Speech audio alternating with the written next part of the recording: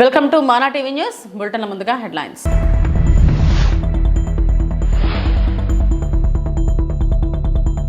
ఎన్నికల ప్రచారం మధ్య మహిళలకు భారీ ఊరట. 5,000 జమ చేసిన తమిళనాడు సీఎం ఎంకే స్టాలిన్.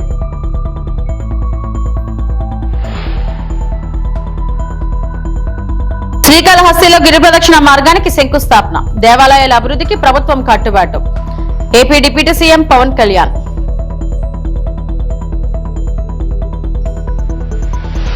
వితంతు పింఛన్ల సమస్యకు త్వరలో పరిష్కారం. మంత్రి కొండపల్లి శ్రీనివాస్.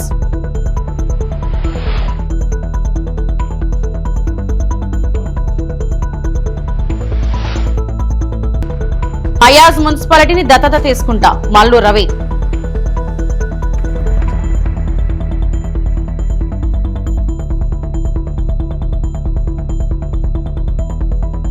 లక్సిట్పేట కౌంటింగ్ లో ఉద్రిక్తత. సీసీ ఫుటేజ్ చూపాలని అభ్యర్థుల డిమాండ్.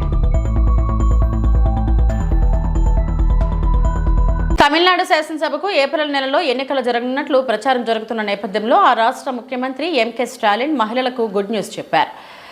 కలైంగర్ పథకం కింద ఒక్కొక్కరికి 5,000 రూపాయల చొప్పున రాష్ట్రంలోని 1.3 కోట్ల మంది మహిళల ఖాతాల్లో డబ్బు జమ చేసినట్లు ప్రకటించారు. ఈ మొత్తంలో 2,000 సమ్మర్ స్పెషల్ అని పేర్కొన్నారు. ప్రతి నెల మహిళలకు అందించే 1,000 రూపాయల ఆర్థిక సహాయాన్ని ముందుగానే అందించినట్లు తెలిపారు. அதை சமாளித்து மக்களின் உயிரை காத்தது மட்டுமில்லை, அவங்க வாழ்வாதாரத்தை காக்க 4,000 ரூபாய் நிவாரணத் தொகையையும் வழங்கணும். சென்ற ஆட்சி விட்டுட்டு போன கடுமையான நிதி நெருக்கடியை சமாளித்து ஆட்சிக்கு வந்ததுமே பல திட்டங்களை நிறைவேற்றணும். நம்ம ஆட்சிக்கு வர்றதுக்கு முன்னே மாதம் 1,000 ரூபாய் உரிமைத் தொகை வழங்கப்படும்னு அறிவித்தேன். அப்போ இது சாத்தியமே இல்லைன்னு சிலர் சொன்னாங்க. ஆனாலும் நிதி நெருக்கடியை சமாளித்து ஒன்றிய அரசினுடைய ஓரவஞ்சனையை மீறி கடந்த 2023ஆம் ஆண்டு செப்டம்பர் மாதம் முதல் கலைஞர் மகளிர் உரிமை திட்டத்தை வெற்றிகரமாக செயல்படுத்திட்டு வரோம். முதல்ல 1,13,00,000 மகளிருக்கு பயனளிச்ச இந்த திட்டம் அண்மையில் அது விரிவுபடுத்தப்பட்டு இப்போ 1,31,00,000 குடும்பத் தலைவிகள் பயன்பெற்று வராங்க. இது வெறும் நிதி உதவி இல்லை, సమూహத்தில் పెన్గల్ ఆర్ట్రం పంగళిపై. శ్రీకాళహస్తి క్షేత్రంలో గిరి ప్రదక్షిణ మార్గానికి శంకుస్థాపన కార్యక్రమం ఘనంగా నిర్వహించారు. కార్యక్రమంలో ఆంధ్రప్రదేశ్ ఉప ముఖ్యమంత్రి పవన్ కళ్యాణ్ పాల్గొన్నారు. ఈ సందర్భంగా పవన్ కళ్యాణ్ మాట్లాడుతూ రాష్ట్రంలోని అన్ని దేవాలయాలకు అవసరమైన సదుపాయాలు కల్పించేందుకు కూటమి ప్రభుత్వం సిద్ధంగా ఉందన్నారు. దేవాలయాల అభివృద్ధి, భక్తులకు మెరుగైన వసతులు కల్పించడం ప్రభుత్వ ప్రధాన లక్ష్యమని తెలిపారు. శ్రీకాళహస్తి క్షేత్రగిరి ప్రదక్షిణ మార్గం అభివృద్ధితో భక్తులకు మరింత సౌకర్యం కలుగుతుందని ఆయన పేర్కొన్నారు. ఈ కార్యక్రమంలో దేవాదాయ శాఖ మంత్రి ఆనం రామనారాయణ రెడ్డి తదితరులు పాల్గొన్నారు. ధర్మ పరిరక్షణకి చాలా ముందుండి నడిపిస్తున్న ఆలయాల నిర్వహణకి నిరాదరణకి గురై అలాంటి పరిస్థితుల్లో దేవాదాయ ధర్మాదాయ శాఖ మంత్రివర్యులు బాధ్యత తీసుకున్న తర్వాత ఆనం రామనారాయణ రెడ్డి గారి పాలక మండలి కనుక నిజంగా వారి విధులు కనుక నిర్వహించుంటే ఈ తప్పులు జరుగుండేవి కామేమో నాకు అనిపిస్తాయి.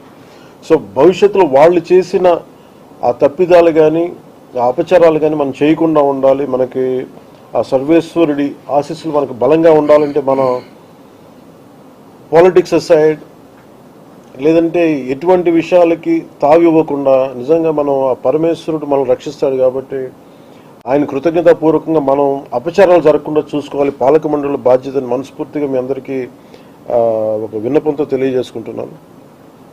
అలాగే 22 కిలోమీటర్ల ఈ గిరి ప్రదక్షిణ మార్గాన్ని దాదాపు 10 కోట్ల రూపాయలు వెచ్చించి ఈ రోజున అంతకుముందు పెట్టింది కాకుండా 10 కోట్ల అదనంగా ముఖ్యమంత్రి గారి ఆధ్వర్యంలో జరుగుతూ ఉంది. అలాగే దీన్ని మొత్తం రెండు వైపు భవిష్యత్తులో బాగా చక్కగా మన పచ్చదనం ఉండేలాగా మొక్కలు నాటే కార్యక్రమాన్ని కూడా శివరాత్రి బ్రహ్మోత్సవాల అనంతరం శ్రీకారం చుట్టబోతున్నాం. శ్రీకాళహస్తి గిరి ప్రదక్షిణ ద్వారా ప్రతి భక్తురాలికి కైలాసగిరి ప్రదక్షిణ చేసిన పుణ్యఫలం దక్కాలని మనస్ఫూర్తిగా ఈ సందర్భంగా నేను కోరుకుంటున్నాను. గౌరవ ప్రధానమంత్రి శ్రీ నరేంద్ర మోదీ గారి మార్గనిర్దేశకత్వంలో చంద్రబాబు నాయుడు గారి నాయకత్వంలో కూటమి ప్రభుత్వం అధికారం చేపట్టిన నాటి నుంచి ప్రతి అడుగులో కూడా మన ధర్మ పరిరక్షణకి కృషి చేస్తూ ఆలయాలకు వెళ్ళే రోడ్లను అభివృద్ధి చేస్తాం. ఇందాక మనం రామనారాయణ రెడ్డి గారు చెప్పినట్టుగా అసలు ఏజెన్సీ ప్రాంతాల్లో కూడా ప్రజలు భక్తులు కోరుకుంటే అక్కడ ఆలయాలు నిర్మించాలని చాలా చాలా గొప్ప సంకల్పం అది. దాన్ని ముందుకు తీసుకెళ్తున్నందుకు మనస్ఫూర్తిగా మనసావాచ వారికి నేను కృతజ్ఞతలు తెలియజేసుకుంటా ఉన్నాను. అలాగే చాలా సందర్భాల్లో కొన్ని గుళ్ళకి నేను ప్రత్యేకించి వారికి దృష్టికి తీసుకొచ్చినప్పుడు, ఉదాహరణకి ఐఎస్ జగన్నాథపురం లక్ష్మీనరసింహస్వామి వారి క్షేత్రానికి కొండపైకి వెళ్ళారు ఘాట్ రోడ్డుకి 3,70,00,000 వ్యయంతో నిర్మిస్తున్నాం. వారి సహకారం మర్చిపోలేదు. అలాగే కోటప్పకొండ పరిసరాల్లో కూడా రోడ్ల నిర్మాణం చేపడితే కోటప్పకొండ నుంచి కొత్తపాలెం గ్రామం వైపు వెళ్ళే రోడ్డుని సుమారు 4 కోట్లతోటి నిర్మించి ప్రజలకి అందుబాటులో తీసుకొస్తా ఉన్నాం. వితంతు పింఛన్లకు త్వరలో మోక్షం కల్పిస్తామని మంత్రి కొండపల్లి శ్రీనివాస్ తెలిపారు. పింఛన్ల పంపిణీపై ఉంగుటూరు ఎమ్మెల్యే ధర్మరాజు అడిగిన ప్రశ్నకు ఆయన అసెంబ్లీలో సమాధానమిచ్చారు. ఈ సందర్భంగా మంత్రి మాట్లాడుతూ అర్హులైన వితంతులకు పింఛన్లు సకాలంలో అందేలా చర్యలు తీసుకుంటున్నామని చెప్పారు.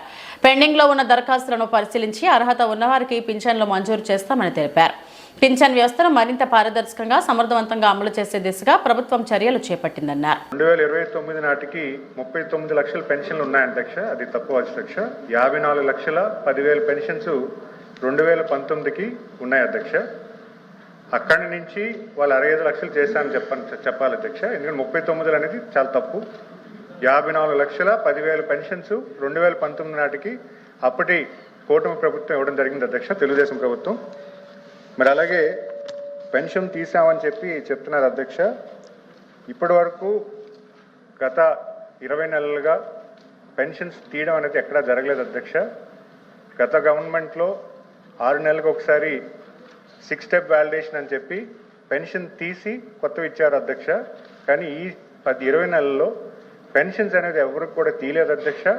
పైగా స్పౌస్ పెన్షన్స్ కూడా వెంటనే శాంక్షన్ చేయడం అవుతుంది అధ్యక్ష. ఎవరైతే భర్త చనిపోతారో వృద్ధాప్యం పెన్షన్లో ఎవరైతే భర్త చనిపోతారో వెంటనే భార్యకి కష్టం కలగకుండా, ఎందుకంటే వాళ్ళు హస్బెండ్ పెన్షన్ ఆ కుటుంబానికి కొంచెం సాయం ఉంటుంది. హస్బెండ్ చనిపోయిన తర్వాత భార్యకి వెయిట్ చేయకుండా వెంటనే పెన్షన్ ఇచ్చేలాగా ప్రభుత్వం చర్యలు తీసుకుంది. సుమారు ఇప్పటికే 2,50,000 స్పౌస్ పెన్షన్స్ ఇవ్వడం జరిగింది అధ్యక్ష. మరి అంతేకాకుండా ఎవరైతే స్వర్గస్థులు అవుతున్నారో వాళ్ళ పెన్షన్ ఆగడం అనేది వాస్తవం అధ్యక్ష. స్వర్గస్థులైన వారికి పెన్షన్ ఉండదు కదా అధ్యక్ష. వాళ్ళు 4,70,000 మంది గత 20 నెలల కాలంలో చనిపోయారు అధ్యక్ష. వాళ్ళ పెన్షన్ ఆపడం జరిగింది. మరి అలాగే ఎవరైతే 3 నెలల పాటు పెన్షన్ తీసుకోవాలో వాళ్ళు పర్మనెంట్ మైగ్రేషన్ కింద పెన్షన్ ఆపడం జరుగుతుంది అధ్యక్ష. ఆ 3 నెలల కాలంలో కూడా 1 నెల గత ప్రభుత్వంలో 1 నెల ఇవ్వకపోతే ఆ నెల పెన్షన్ కోల్పోవడం జరుగుతుంది అధ్యక్ష. కానీ కూటమి ప్రభుత్వం వచ్చిన తర్వాత ఈ 3 నెలల్లో ఏ నెల వచ్చినా కూడా 3 నెలల పెన్షన్స్ కూడా ఇవ్వడం జరుగుతుంది అధ్యక్ష. ఎందుకంటే ఈరోజు చాలామంది ఆంధ్రప్రదేశ్లో వలసగా కొంతమంది బయటకి ఉద్యోగం కోసం వెళ్ళిన వాళ్ళు ఉంటారు, లేదా కొడుకు దగ్గర ఉండడానికి కొడుకు బయట ఉద్యోగం చేస్తే కొడుకు దగ్గర నివాసం ఉండడానికి వెళ్తున్నారు. వాళ్ళకి కూడా గౌరవప్రదంగా 3 నెలల్లో ఎప్పుడు వచ్చినా కూడా పెన్షన్ ఇవ్వడం జరుగుతుంది అధ్యక్ష. అమరావతి లెజిస్లేటివ్ అసెంబ్లీలో సభ్యులు అడిగిన ప్రశ్నలకు సమాధానమిచ్చారు. శ్రీకాకుళం జిల్లాలోని ప్రాజెక్టులు మరియు కర్నూలు జిల్లాలో గుండ్రేవుల ప్రాజెక్టుల పురోగతిపై వివరాలు వెల్లడించారు. ఈ సందర్భంగా మంత్రి నిమ్మల రామానాయుడు మాట్లాడుతూ ప్రాజెక్టుల పనులు దశల వారీగా కొనసాగుతున్నాయని తెలిపారు. భూసేకరణ, ఆర్థిక మంజూరులు, సాంకేతిక అనుమతులు ప్రక్రియలు కొనసాగుతున్నాయని చెప్పారు. ప్రాజెక్టులు పూర్తయిన తర్వాత ఆయా ప్రాంతాల్లో సాగునీటి సదుపాయం మెరుగుపడటంతో పాటు తాగునీటి సమస్యకు శాశ్వత పరిష్కారం లభిస్తుందని పేర్కొన్నారు. నిర్ణీత గడువులో పనులు పూర్తి చేయడానికి ప్రభుత్వం కట్టుబడి ఉందని స్పష్టం చేశారు.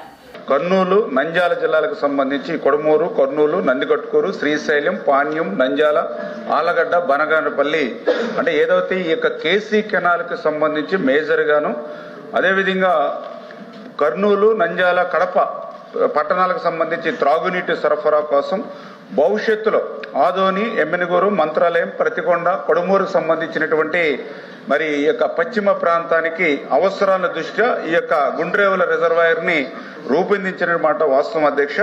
దీనికోసం 2019 ఫిబ్రవరిలో 2,890 కోట్ల రూపాయలతోటి ఆ రోజునటువంటి తెలుగుదేశం ప్రభుత్వం దీనికి అనుమతులు మంజూరు చేసి నిధులు కేటాయించడం జరిగింది అధ్యక్ష. అయితే దీనికి కొంత ఇంటర్స్టేట్ ప్రాబ్లమ్స్ రావడంతో, అంటే ఏదైతే ఈ గుండ్రేవుల ద్వారా మన రాష్ట్రంలో అయితే 11 గ్రామాలు ముంపుకు గురవుతున్నాయి, 15,200 ఎకరాలు. అయితే మన రాష్ట్రం కాబట్టి మనకి ఇబ్బంది లేదు అధ్యక్ష. కాకపోతే తెలంగాణలో ఉన్నటువంటి 5 గ్రామాలు అంటే 7,800 ఎకరాలు ముంపుకు గురవడం, కర్ణాటకలో 400 ఎకరాలు అంటే టోటల్గా 23,129 ఎకరాలు ఏదైతే ఈ యొక్క ఇంటర్ స్టేట్లో ఉన్నటువంటి ప్రాబ్లమ్స్ ఉన్నాయో దీనివల్ల ఏదైతే తెలంగాణ అదేవిధంగా కర్ణాటక సంబంధించి వాళ్ళ ఎక్స్పెక్టెన్స్ అంటే ఏదైతే సమ్మతి గురించి మనం కూడా వాళ్ళతో డిస్కషన్ చేస్తూ ఉన్నాం అధ్యక్ష. ఇంకా వాళ్ళ దగ్గర నుంచి మరి సమ్మతి ఒకటి రావాల్సిన అవసరం ఉంది. రెండవది ఏదైతే కేఆర్ఎంబి అదేవిధంగా సిడబ్ల్యూసి అదేవిధంగా ఎపెక్స్ కౌన్సిల్ అనుమతులు ఒకటి రావాల్సి ఉంది అధ్యక్ష. తప్పనిసరిగా ఇంటర్ స్టేట్ అంతర్రాష్ట్ర సమస్యలు ఏవైతే ఉన్నాయో వాటిని పరిష్కారం చేసి ఈ గుండ్రేవులను ముందుకు తీసుకెళ్లేటువంటి విధంగా ఈ ప్రభుత్వం చర్యలు తీసుకుంటుందని చెప్పి మీ ద్వారా తెలియజేస్తున్నాను అధ్యక్ష. మల్లు రవి అయాజ్ మున్సిపాలిటీని దత్తత తీసుకుని అభివృద్ధి చేస్తానని తెలిపారు. ప్రజలు తనను ఓడించినా కూడా ప్రాంత అభివృద్ధి కోసం కట్టుబడి పనిచేస్తానన్నారు. మున్సిపాలిటీ అభివృద్ధికి అవసరమైన నిధులు మౌలిక వసతులు కల్పించేందుకు కృషి చేస్తానని ఆయన చెప్పారు. రాజకీయాలు పక్కన పెట్టి ప్రజాసేవే తన లక్ష్యమని స్పష్టం చేశారు. ప్రాంత ప్రజల సమస్యలను పరిష్కరించేందుకు నిరంతరం అందుబాటులో ఉంటానని మల్లు రవి పేర్కొన్నారు. ఈ ఐజా పట్టణాన్ని నేను పార్లమెంట్ సభ్యుడిగా నాగర్ కర్నూలు పార్లమెంట్ లో దత్తత తీసుకున్నానని ప్రకటించాను.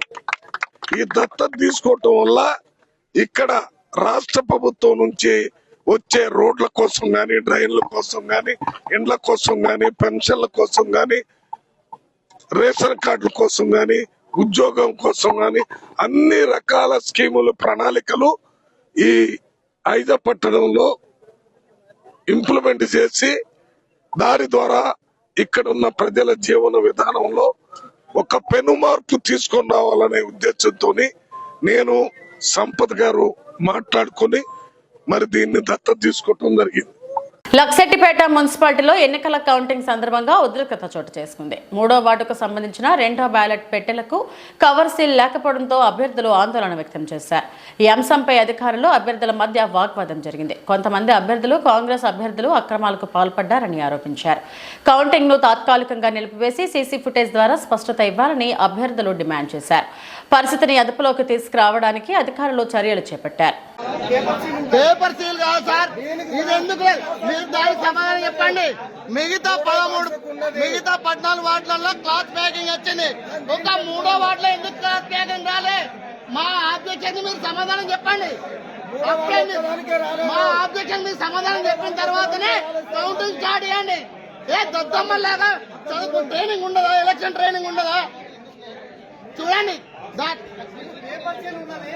పేపర్ సీల్ తో సంబంధం లేదు. అక్కడ క్లాత్ ప్యాకింగ్ దానికి కూడా చూడండి, క్లాత్ ప్యాకింగ్ దానికి కూడా ఉంది, దానికి కూడా ఉంది క్లాత్ ప్యాకింగ్. చూడండి, అది చూడండి, క్లాత్ ప్యాకింగ్ దానికి కూడా ఉంది. ఈ 2 బాక్స్లకు ఎందుకు ఏమంటున్నారు చెప్పండి?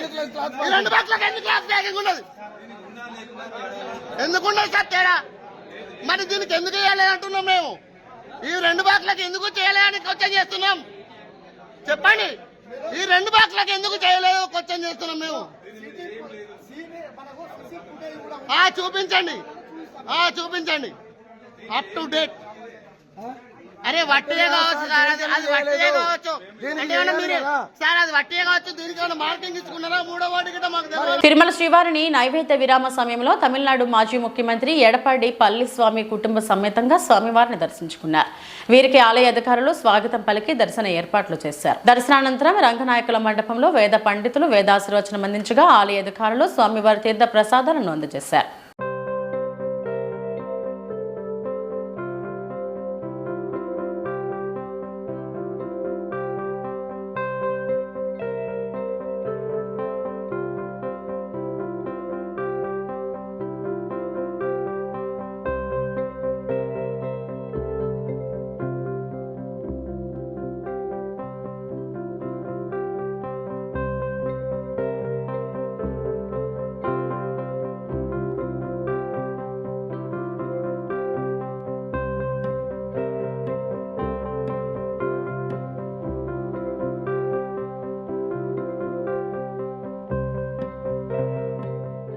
విశాఖపట్నంలోని ఆర్కే బీచ్ సాగర తీరాన మహాశివరాత్రి సందర్భంగా ఈ నెల 15న ఆదివారం 41వ మహాకుంభాభిషేకం నిర్వహించనున్నట్లు ఉత్సవ కన్వీనర్ తెలుగు శక్తి అధ్యక్షుడు బీవీ రామ్ తెలిపారు. కేంద్ర మాజీ మంత్రి టి సుబ్బరామరెడ్డి ఆధ్వర్యంలో ఈ వేడుకలు అంగరంగ వైభవంగా జరగనున్నాయి. విశాఖ ప్రజలు సుఖ సంతోషాలతో వర్ధిల్లాలని, ప్రకృతి వైపరీత్యాలు రాకూడదనే సంకల్పంతో 40 ఏళ్ల క్రితం ఆర్కే బీచ్ వద్ద మహాకుంభాభిషేకానికి శ్రీకారం చుట్టినట్లు నిర్వాహకులు తెలిపారు. ప్రతి సంవత్సరం ఆనవాయితీగా నిర్వహిస్తున్న ఈ ఉత్సవాలకు ఈ ఏడాది కూడా విస్తృత ఏర్పాట్లు చేసినట్లు చెప్పారు. భక్తులచే పవిత్ర జలాలు, పళ్ల రసాలతో శివలింగానికి అభిషేకం నిర్వహించనున్నారు.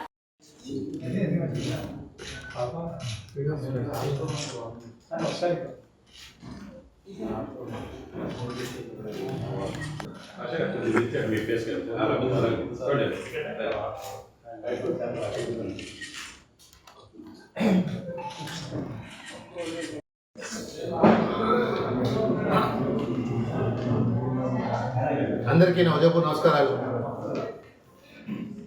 రేపు 15న టీఎస్ఆర్ ఆధ్వర్యంలో 41వ మహా కుంభాభిషేకం చేయబోతున్నారు.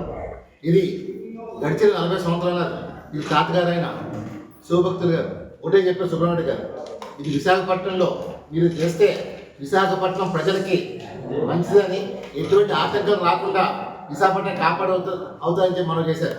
క్రమం తప్పకుండా సుబ్బరామరెడ్డి గారు ఆచరిస్తున్నారు. మరి మనం చూసాం, విశాఖపట్నంలో హుదూ తుఫాన్లు వచ్చినా, ఎన్నో ప్రజలు వచ్చినా, కేవలం విశాఖపట్నంలో మనం చేసిన ఇలాంటి కార్యక్రమం వల్ల విశాఖపట్నం ఏమి కాకుండా ఇన్నాళ్ళు అశాంతం. మేము ఒకటే పిలిపిస్తున్నాం, రేపు 15. ఎందుకంటే చాలామంది నేవీ మేళ వల్ల ఆటంకం వస్తుందని చెప్పి అనుకున్నారు. కానీ నేను స్వయంగా కలెక్టర్ గారి దగ్గరికి, అలాగే నేవీ కమాండర్ మనోజ్ కుమార్ కట్టడం జరిగింది. వాళ్ళు ఒకటే చెప్పారు, డెఫినెట్గా నేవీ కమాండర్ మనోజ్ కుమార్ ఒకటే అన్నారు, మేము ఈ కార్యక్రమం ఆపం, నేను కూడా శివభక్తున్నే, డెఫినెట్గా మేము అడ్జస్ట్ చేసుకొని మీకు కోఆపరేట్ చేస్తామని చెప్పి అని హామీ ఇచ్చారు. కలెక్టర్ గారికి ఇదే విషయం చెప్పారు, ఫోన్ చేసి మాట్లాడారు, మీరు సపోర్ట్ అని చెప్పారు. డెఫినెట్గా we are thankful to the district administration అందరికీ. రేపు ఎందుకంటే ప్రతి సంవత్సరం సుబ్బరామరెడ్డి గారు భక్తుల చేత అభిషేకం చేస్తారు, అది క్రమం తప్పకుండా ఈ సంవత్సరం కూడా భక్తులు ఈ అవకాశాన్ని సద్వినియోగం చేసుకుని మనం చేస్తాం. డెఫినెట్గా ఆ రోజు మధ్యాహ్నం హోమం, సాయంకాలం కార్యక్రమం కూడా ఉంది. దాన్ని డెఫినెట్గా ఇది ఎందుకంటే ఏమీ ఆశించకుండా సుబ్బరామరెడ్డి గారు 41వ సంవత్సరం ప్రజలు బాగుండాలి, నేను ఏదైతే విశాఖ దత్తత తీసుకున్నానో నా ప్రాంతం సుభిష్టంగా ఉండాలని చెప్పి ఆయన నిరంతరం పోరాడుతున్నారు. ఎందుకంటే ఇది అందరికీ రాజులంటే ఉదయం, మరి నిజంగా భగవంతుడు ఆయనకి ఇచ్చిన మంచి ఉదయం విశాఖపట్నంలో చేస్తున్న పుణ్యం అదృష్టం మనం చేస్తాను. డెఫినెట్గా రేపు 15వ తారీఖుని ప్రజల్ని, శివభక్తుల్ని అందరినీ పాల్గొని కోరుతారు. ఈ కార్యక్రమాన్ని జయప్రద దివస్గా తెలుగు శక్తి ఉత్సవ కన్వీనర్గా మనం చేస్తాం. హెమిగ్నూరు కోతులబావి ప్రాంతంలో దశాబ్దాలుగా వ్యాపారం చేస్తున్న 15 కుటుంబాలు తమను రోడ్డున పడేశారని ఆవేదన వ్యక్తం చేశాయి. మున్సిపల్ అధికారులు శాశ్వత దుకాణాలు కట్టిస్తామని చెప్పడంతో షాపులు ఖాళీ చేశామని, తర్వాత గుడి స్థలం అంటూ వివాదం సృష్టించారని ఆరోపించారు. జిల్లా టీడీపీ ప్రతినిధి బందెన్వాస్ బాధితులకు న్యాయం జరుగుతుందని తెలిపారు. ఎమ్మెల్యే బివి జయనాగేశ్వర రెడ్డి కూడా షాపులు తిరిగి కేటాయించేలా చర్యలు తీసుకుంటామని హామీ ఇచ్చారు. మేము కోతులబావి దగ్గర ప్లేస్లో ఇన్ని కుటుంబాలు జీవిస్తున్నామన్నా గత 60-70 సంవత్సరాల నుంచి మేము జీవిస్తున్నాము. ఇప్పటి వరకు ఏ పార్టీ వాళ్ళు కూడా వైఎస్ఆర్ పార్టీలు కానీ, కాంగ్రెస్ పార్టీలు కానీ, టీడీపీ పార్టీలు కానీ ఎవరిని కూడా మమ్మల్ని ఇంతవరకు టచ్ చేసింది లేదు, అక్కడి నుంచి ఖాళీ చేయాలని చెప్పింది లేదు. ఇప్పుడు ఎమ్మెల్యే జయనాగేశ్వర రెడ్డి గారు గతంలో వాళ్ళ తండ్రి గారు ఇచ్చిన హామీ ఎప్పటికైనా మీకు మేము పర్మనెంట్గా పట్టాలు ఇస్తానని భీమమోహన్ రెడ్డి గారు చెప్పినారు. అదేవిధంగా ఆయన క్రీసేసినందుకు జయనాగేశ్వర రెడ్డి గారు పిలిచి మీది మున్సిపాలిటీ స్థలము, మీరు ఖాళీ చేస్తే మీకే ఆ ప్లేస్లో స్థలాలకు అందరికీ మీకు బంకులు వేసిస్తాము, మీరంతా రోడ్డుకు వచ్చినారు, కొద్దిగా ఎన్నిక జరిపి మిమ్మల్ని అంతా లైన్గా ఒకే లెవెల్గా మీకు చేస్తామని చెప్పినారు. అందుకు కమిషనర్ గారు పోయిన సంవత్సరం డిసెంబర్లో పిలిపించి చెప్పడం జరిగింది. మేము తర్వాత ఎమ్మెల్యేతో కలిసే మీకే చేస్తామని చెప్పినారు. అందుకు ఆ ఎమ్మెల్యే కమిషనర్ మాటిని మేము కాల్ చేసినాము. ప్లేస్ అంతా ఖాళీ చేసిన తర్వాత వీళ్ళు దౌర్జన్యంగా విశ్వ హిందూ పరిషత్తుల్లో వచ్చేసి కాంపౌండ్ వేసి స్థలము టెంపుల్ అని బెదిరిస్తున్నారు. మమ్మల్ని అక్కడ దగ్గర రానియడం లేదు, మా బండలు వాళ్ళు కొడుతున్నారు, మమ్మల్ని దగ్గర కూడా రానియడం లేదు. మమ్మల్ని ప్రభుత్వం ఏ విధంగా ఎలాగైనా ఆదుకోవాలని కోరుకుంటున్నాం. కమిషనర్ సార్ చెప్పిన దానికోసం ఆయన విలువ ఇస్తాం సార్, మేము 10 అడుగులు వెనుక పోవాలని చెప్పిన దానికోసం మేము తీసినాం సార్. మేము ఇప్పుడు ఎవరో వచ్చి కాదు అది తీసిన దానికోసమే మాది అని పట్టి మాకు కులాల మతాలు అడ్డం పెడుతున్నారు సార్. ముస్లిమ్స్లు బతుకుతుంటారు అక్కడ ఎక్కువ, హిందువులు తక్కువ బతుకుతుంటారు సార్. అట్లాంటి అంతా మనుషులంతా ఒకటే సార్, ఎవరికైనా మేము దేవుడే కదా సార్. అని నేను ప్రార్థిస్తున్నాను. దయచేసి మాకు న్యాయం చేయండి సార్, తెలుగు కమిషనర్ సార్, న్యాయం చేయండి సార్.